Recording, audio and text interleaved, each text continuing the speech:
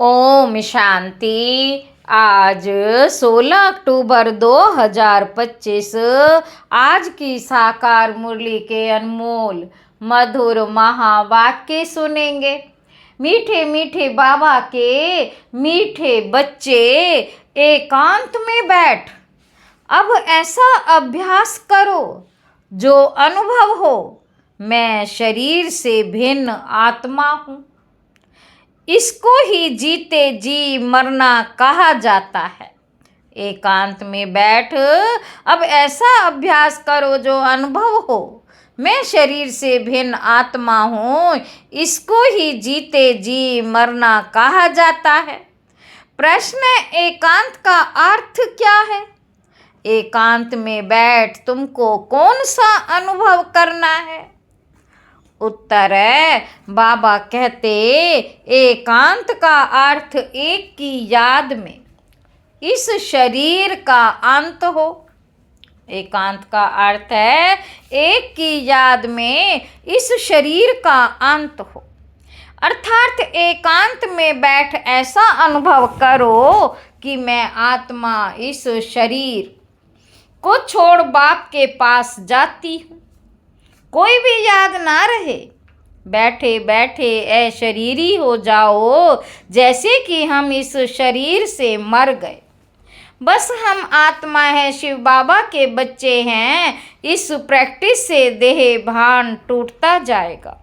इस प्रैक्टिस से देह भान टूटता जाएगा। ओम शांति। बच्चों को बाप पहले पहले समझाते हैं कि मीठे मीठे बच्चों, जब यहाँ बैठते हो तो अपने को आत्मा समझ बाप को याद करते रहो। अपने को आत्मा समझ बाप को याद करते रहो और कोई तरफ बुद्धि नहीं जानी चाहिए। बाबा कहते ये तुम बच्चे जानते हो, हम आत्मा है, पाठ हम आत्मा बजाती है इस शरीर द्वारा। आत्मा अविनाशी, शरीर विनाशी है। तो तुम बच्चों को देही अभिमानी बन बाप की याद में रहना है। हम आत्मा हैं, चाहे तो इन ऑर्गन्स से काम लेवें व ना लेवें, अपने को शरीर से अलग समझना चाहिए। बाप कहते हैं अपने को आत्मा समझो, देह को भूलते जाओ। हम आत्मा इंडिपेंडेंट हैं। हम आत्मा इंडिपेंडेंट है। हमको सिवाय एक बाप के और कोई को याद नहीं करना है। जीते जी मौत की अवस्था में रहना है। हम आत्मा का योग रहना है जब बाप के साथ। हम आत्मा का योग रहना है अब बाप के साथ। बाकी तो दुनिया से, घर से मर गए। कहते हैं ना, आप मुए मर गई दुनिया। अब जीते जी तुमको मरना है। हम आत्मा शिव बाबा के बच्चे हैं। शरीर का भान उड़ाते रहना चाहिए। बाप कहते हैं अपने को आत्मा समझो और मुझे याद करो। शरीर का भान छोड़ो। ये पुराना शरीर है ना, पुरानी चीज को छोड़ा जाता है ना। अपने को अशरीरी समझो। अभी तुमको बाप को याद करते करते बाप के पास जाना है। ऐसे करते करते फिर तुमको आदत पड़ जाएगी। अभी तो तुमको घर जाना है, फिर इस पुरानी दुनिया को याद क्यों करें? अभी तो तुमको घर जाना है, पुरानी दुनिया को याद क्यों करें? एकांत में बैठ ऐसे अपने साथ मेहनत करनी है। भक्ति मार्ग में भी कोठरी में अंदर बैठ माला फेरते हैं, पूजा करते हैं। तुम भी एकांत में बैठे ये कोशिश करो तो आदत पड़ जाएगी। तुमको मुख से तो कुछ बोलना नहीं है, इसमें है बुद्धि की बात। शिव बाबा तो है सिखलाने वाला, उनको तो पुरुषार्थ नहीं करना है, ये बाबा पुरुषार्थ करते हैं। वह फिर तुम बच्चों को भी समझाते हैं। जितना हो सके ऐसे बैठकर विचार करो। अभी हमको जाना है अपने घर।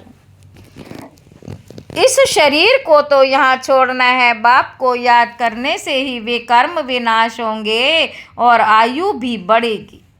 अंदर ये चिंतन चलना चाहिए, बाहर में कुछ बोलना नहीं है। भक्ति मार्ग में भी ब्रह्म तत्व को या कोई शिव को भी याद करते हैं। भक्ति मार्ग में भी ब्रह्म तत्व को या कोई शिव को भी याद करते हैं, परंतु वह याद कोई अर्थार्थ नहीं, बाप का परिचय नहीं। तो याद कैसे करें? बाप का परिचय ही नहीं तो याद कैसे करें? बाबा कहते तुमको अब बाप का परिचय मिला है। सवेरे सवेरे उठकर एकांत में ऐसे अपने साथ बातें करते रहो, विचार सागर मंथन करो, बाप को याद करो। बाबा हम अभी आया कि आया आपकी सच्ची गोद में, वह रूहानी गोद, तो ऐसे ऐसे अपने साथ बातें करनी चाहिए। बाबा आया हुआ है। बाबा कल्प कल्प आकर हमको राजयोग सिखलाते हैं। बाप कहते मुझे याद करो और चक्र को याद करो। सब दर्शन चक्रधारी बनना है। बाप में ही सारा ज्ञान है ना चक्र का। बाप में ही सारा ज्ञान है ना चक्र का। वे फिर तुमको देते हैं, तुमको त्रिकालदर्शी बना रहे। तीनों कालों अर्थात आदि मध्य अंत को तुम जानते हो। बाप भी है परम आत्मा। उनको शरीर तो है नहीं, अभी इस शरीर में बैठ तुमको समझाते हैं। ये वंडरफुल बात है। भगीरथ पर विराजमान होंगे तो जरूर दूसरी आत्मा है। बहुत जन्मों के अंत का जन्म इनका है। नंबर 1 पावन वही फिर नंबर 1 पतित बनते हैं। वह अपने को भगवान विष्णु आदि तो कहते नहीं। यहाँ एक भी आत्मा पावन है नहीं, सब पतित ही है। तो बच्चों को बाबा बच्चों को समझाते हैं, सब पतित ही हैं तो बाबा बच्चों को समझाते हैं। ऐसे ऐसे विचार सागर मंथन करो तो इससे तुमको खुशी भी रहेगी। इसमें एकांत भी जरूर चाहिए। एक की याद में शरीर का अंत होता है, उनको कहा जाता है एकांत। ये चमड़ी छूट जाएगी। सन्यासी भी ब्रह्म की याद में व तत्व की याद में रहते हैं। सन्यासी भी ब्रह्म की याद में व तत्व की याद में रहते हैं। उस याद में रहते रहते शरीर का भान छूट जाता है। बस हमको ब्रह्म में लीन होना है। ऐसे बैठ जाते हैं, तपस्या में बैठे बैठे शरीर छोड़ देते। भक्ति में तो मनुष्य बहुत धक्के खाते हैं। इसमें धक्के खाने की बात नहीं, याद में ही रहना है। पिछाड़ी में कोई याद ना रहे। गृहस्थ व्यवहार में तो रहना ही है, बाकी टाइम निकालना है। स्टूडेंट को पढ़ाई का शौक होता है ना, स्टूडेंट को पढ़ाई का शौक होता है ना। यह पढ़ाई है। अपने को आत्मा ना समझने से बाप टीचर गुरु सबको भूल जाते। एकांत में बैठ ऐसे ऐसे विचार करो। गृहस्थी में घर तो वाइब्रेशन ठीक नहीं रहता। गृहस्थी घर में तो वाइब्रेशन ठीक नहीं रहता। अगर अलग प्रबंध है तो एक कोठरी में एकांत में बैठ जाओ। माताओं को तो दिन में भी टाइम मिलता है, बच्चे आदि स्कूल में चले जाते हैं। जितना टाइम मिले यही कोशिश करते रहो। तुमको तो एक घर है, बाप को तो कितने ढेर के ढेर दुकानें हैं और ये भी वृद्धि होती जाएगी। मनुष्यों को तो धंधे आदि की चिंता होती है तो नींद भी फिट जाती है। मनुष्यों को धंधे आदि की चिंता होती है तो नींद भी फिट जाती है। यह व्यापार भी है ना। कितना बड़ा श्राप है, कितना बड़ा मट्टा सट्टा करते हैं। पुराने शरीर आदि लेकर नया देते हैं, सबको रास्ता बताते हैं। ये भी धंधा उनको करना है। यह व्यापार तो बहुत बड़ा है। व्यापारी को व्यापार का ही ख्याल रहता है। बाबा ऐसे ऐसे प्रैक्टिस करते हैं, फिर बतलाते हैं ऐसे ऐसे करो। जितना तुम बाप की याद में रहेंगे तो स्वतः ही नींद फिट जाएगी। कमाई में आत्मा को बहुत मज़ा आएगा। कमाई के लिए मनुष्य रात में भी जागते हैं। सीजन में सारी रात भी दुकान खुला रहता है। तुम्हारी कमाई रात को और सवेरे को बहुत अच्छी होगी। स्वदर्शन चक्रधारी बनेंगे, त्रिकालदर्शी बनेंगे। 21 जन्म के लिए धन इकट्ठा करते हैं, मनुष्य साहूकार बनने के लिए पुरुषार्थ करते हैं। बाबा कहते मनुष्य साहूकार बनने के लिए पुरुषार्थ करते हैं। तुम भी बाप को याद करेंगे तो विकर्म विनाश होंगे, बल मिलेगा। याद की यात्रा पर नहीं रहेंगे तो घाटा पड़ जाएगा, क्योंकि सिर पर पापों का बोझा बहुत है। अब जमा करना है, एक को याद करना है, त्रिकालदर्शी बनना है। ये अविनाशी धन आधा कल्प के लिए इकट्ठे करना है। बाबा कहते ये तो बहुत वैल्यूएबल है। विचार सागर मंथन कर रत्न निकालने हैं। बाबा जैसे खुद करते हैं, बच्चों को भी युक्ति बतलाते हैं। कहते हैं बाबा माया के तूफान बहुत आते हैं। बाबा कहते हैं जितना हो सके अपनी कमाई करनी है, यह काम आनी है। एकांत में बैठ बाप को याद करना है। फुर्सत है तो सर्विस भी मंदिरों आदि में बहुत कर सकते हो। बैज जरूर लगा रहे। जब सब समझ जाएंगे ये रूहानी मिलिट्री है, बैज जरूर लगा रहे। ये सब समझ जाएंगे कि ये रूहानी मिलिट्री है। तुम लिखते भी हो हम स्वर्ग की स्थापना कर रहे हैं। आदि सनातन देवी देवता धर्म था, अब नहीं है, जो फिर स्थापन करते हैं। बाबा कहते ये लक्ष्मी नारायण एम ऑब्जेक्ट है ना। कोई समय ये ट्रांसलेट का चित्र बैटरी सहित उठाकर परिक्रमा देंगे और सबको कहेंगे यह राज्य हम स्थापन कर रहे हैं। ये चित्र सबसे फर्स्ट क्लास है। ये चित्र बहुत नामी ग्रामी हो जाएगा। लक्ष्मी नारायण सिर्फ एक तो नहीं थे। लक्ष्मी नारायण सिर्फ एक तो नहीं थे, उन्हों की राजधानी थी ना। ये सब राज्य स्थापन कर रहे हैं। अब बाप कहते मन मना भाव। बाप को याद करो तो विकर्म विनाश होंगे। कहते हैं हम गीता का सप्ताह मनाएंगे। ये सब प्लान कल्प पहले मुआफिक बन रहे हैं। परिक्रमा में ये चित्र लेना पड़े, इनको देख सब खुश होंगे। तुम कहेंगे बाप को और वर्षे को याद करो। तुम कहेंगे बाप को और वर्षे को याद करो। मन मना भाव। ये गीता के अक्षर हैं ना। भगवान शिव बाबा है, वह कहते हैं भगवान शिव बाबा है, वे कहते हैं मुझे याद करो तो विकर्म विनाश हो। 84 के चक्र को याद करो तो बन जाएंगे। लिटरेचर भी तुम सौगात देते रहो। शिव बाबा का भंडारा तो भरपूर है।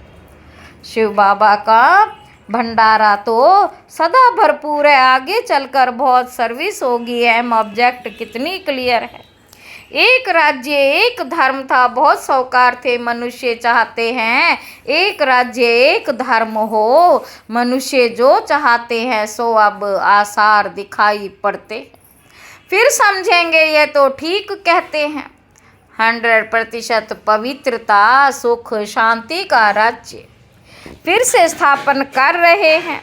फिर तुमको खुशी भी रहेगी। याद में रहने से ही तीर लगेगा। बाबा कहते याद में रहने से ही तीर लगेगा। शांति में रह थोड़े अक्षर ही बोलने हैं, जास्ती आवाज़ नहीं। गीत कविताएं आदि कुछ भी बाबा पसंद नहीं करते। गीत कविताएं आदि कुछ भी बाबा पसंद नहीं करते। बाहर वाले मनुष्यों से रीस नहीं करनी है। तुम्हारी बात ही और है। अपने को आत्मा समझ बाप को याद करना है बस। स्लोगन भी अच्छे हों जो मनुष्य पढ़कर जागे। बच्चे वृद्धि को तो पाते रहते हैं, खजाना तो भरपूर रहता है। बच्चों का दिया हुआ फिर बच्चों के काम में ही आता है। बाप तो पैसे नहीं ले आते हैं। तुम्हारी चीज़ें तुम्हारे काम में आती हैं। भारतवासी जानते हैं हम बहुत सुधार कर रहे हैं। 5 वर्ष के अंदर इतना अनाज होगा जो अनाज की तकलीफ नहीं होगी। बाबा कहते और तुम जानते हो ऐसी हालत होगी जो अन्न खाने के लिए नहीं मिलेगा। ऐसे नहीं अनाज कोई सस्ता होगा। बाबा कहते, तुम बच्चे जानते हो हम 21 जन्म के लिए अपना राज्य भाग्य पा रहे हैं, ये थोड़ी बहुत तकलीफ तो सहन करनी ही। कहा जाता है खुशी जैसी खुराक ने अतीन्द्रिय सुख गोप गोपियों का गाया हुआ है। ढेर बच्चे हो जाएंगे, जो भी सैपलिंग वाले होंगे वह आते जाएंगे। झाड़ यहाँ ही बढ़ना है ना, स्थापना हो रही है और धर्मों में ऐसा नहीं होता। वह तो ऊपर से आते हैं, ये तो जैसे कि झाड़ स्थापन हुआ ही पड़ा है, इसमें फिर नंबरवार आते जाएंगे, वृद्धि को पाते जाएंगे, तकलीफ कुछ नहीं। उन्हों को तो ऊपर से आकर पाठ बजाना ही है, इसमें महिमा की क्या बात है। धर्म स्थापक के पिछाड़ी आते रहते हैं, वे शिक्षा क्या देंगे सदगति की। बाबा कहते कुछ भी नहीं, धर्म स्थापक के पिछाड़ी आते रहते हैं, वे शिक्षा क्या देंगे सदगति की, कुछ भी नहीं। यहाँ तो बाप भविष्य देवी देवता धर्म की स्थापना कर रहे। संगम युग पर नया सैपलिंग लगाते हैं ना, पहले पौधों को गमले में लगाकर फिर नीचे लगा देते, वृद्धि होती जाती है। तुम भी अब पौधा लगा रहे हो, फिर सतयुग में वृद्धि को पाए राज्य भाग्य पाएंगे। बाबा कहते, तुम नई दुनिया की स्थापना कर रहे हो। मनुष्य समझते हैं अर्जुन कलयुग में बहुत वर्ष पड़े, क्योंकि शास्त्रों में लाखों वर्ष लिख दिए हैं, समझते हैं कलयुग में अभी 40,000 वर्ष पड़े हैं, फिर बाप आकर नई दुनिया बनाएंगे। कई समझते यह वही महाभारत लड़ाई है, गीता का भगवान भी जरूर होगा, तुम बतलाते हो। श्री कृष्ण तो था नहीं, बाप ने समझाया है, श्री कृष्ण तो 84 जन्म लेते, एक फीचर्स ना मिले दूसरे से, तो यहाँ फिर श्री कृष्ण कैसे आएंगे। कोई भी इन बातों पर विचार नहीं करते। बाबा कहते, तुम समझते हो श्री कृष्ण स्वर्ग का प्रिंस, वे फिर द्वापर में कहाँ से आएगा। इस लक्ष्मी नारायण के चित्र को देखने से ही समझ में आ जाता है। शिव बाबा ये वर्षा दे रहे हैं, सतयुग की स्थापना करने वाला बाप ही है। ये गोला झाड़ आदि के चित्र कम थोड़ी हैं। एक दिन तुम्हारे पास ये सब चित्र ट्रांसलाइट के बन जाएंगे, फिर सब कहेंगे हमको ऐसे चित्र ही चाहिए। इन चित्रों से फिर विहंग मार्ग की सर्विस हो जाएगी। तुम्हारे पास बच्चे इतने आएंगे जो फुर्सत नहीं रहेगी, ढेर आएंगे, बहुत खुशी होगी। दिन प्रतिदिन तुम्हारा फोर्स बढ़ता जाएगा। ड्रामा अनुसार जो फूल बनने वाले होंगे उनको टच होगा। ड्रामा अनुसार जो फूल बनने वाले होंगे उनको टच होगा। तुम बच्चों को ऐसे नहीं कहना पड़ेगा कि बाबा इनकी बुद्धि को टच करो। टच कोई बाबा थोड़े ही करते, समय पर आप ही टच होगा। बाप तो रास्ता बताएंगे ना। बहुत बच्चियां लिखती हैं हमारे पति की बुद्धि को टच करो। ऐसे सबकी बुद्धि को टच करेंगे, फिर तो सब स्वर्ग में इकट्ठे हो जाएंगे। बाबा कहते पढ़ाई की ही मेहनत है, तुम खुदाई खिदमतगार हो ना। सच्ची सच्ची बात बाबा पहले से ही बता देते। क्या क्या करना है, ऐसे चित्र ले जाने पड़ेंगे, सीढ़ी का भी ले जाना पड़े। ड्रामा अनुसार स्थापना तो होनी ही है। बाबा सर्विस के लिए जो डायरेक्शन देते हैं, बाबा सर्विस के लिए जो डायरेक्शन देते हैं उस पर ध्यान देना है। बाबा कहते बेजस किस्म किस्म के लाखों बनाओ, बेजस किस्म किस्म के लाखों बनाओ। ट्रेन की टिकट लेकर 100 माइल तक सर्विस करके आओ, एक डिब्बे से दूसरे में फिर तीसरे में, बहुत सहज है। बच्चों को सर्विस का शौक रहना चाहिए। अच्छा, मीठे मीठे सिक्के लदे बच्चों प्रति माता पिता बाप दादा का याद प्यार और गुड मॉर्निंग। रूहानी बाप की रूहानी बच्चों को नमस्ते। हम रूहानी बच्चों की रूहानी बाप दादा को याद प्यार और गुड मॉर्निंग। नमस्ते बाबा, नमस्ते, शुक्रिया बाबा, शुक्रिया। धारणा के लिए मुख्य सार पहला पॉइंट है, विचार सागर मंथन कर अच्छे अच्छे रत्न निकालने हैं, कमाई जमा करनी है, सच्चा सच्चा खुदाई खिदमतगार बन सेवा करनी है। दूसरा पॉइंट है, पढ़ाई का बहुत शौक रखना है, जब भी समय मिले एकांत में चले जाना है, ऐसा अभ्यास हो जो जीते जी इस शरीर से मरे हुए। इस स्टेज का अनुभव होता रहे, देह का भान भी भूल जाए। वरदान है, अपने मूल संस्कारों के परिवर्तन द्वारा विश्व परिवर्तन करने वाले उदाहरण स्वरूप भव। हर एक में जो अपना मूल संस्कार है, जिसको नेचर कहते हो, उस जो समय प्रति समय आगे बढ़ने में रुकावट डालता है, जो समय प्रति समय आगे बढ़ने में रुकावट डालता है, उसे मूल संस्कार का परिवर्तन करने वाले उदाहरण स्वरूप बनो, तब संपूर्ण विश्व का परिवर्तन होगा। वैसा परिवर्तन करो जो कोई यह वर्णन ना करे कि इनका ये संस्कार तो शुरू से ही है। जब परसेंटेज में अंश मात्र भी पुराना कोई संस्कार दिखाई ना दे, वर्णन ना हो, तब कहेंगे ये संपूर्ण परिवर्तन के उदाहरण स्वरूप है। यह संपूर्ण परिवर्तन के उदाहरण स्वरूप है। स्लोगन है, अब प्रयत्न का समय बीत गया, इसलिए दिल से प्रतिज्ञा कर जीवन का परिवर्तन करो। अव्यक्त इशारे, स्वयं और सर्व के प्रति मनसा द्वारा योग की शक्तियों का प्रयोग करो।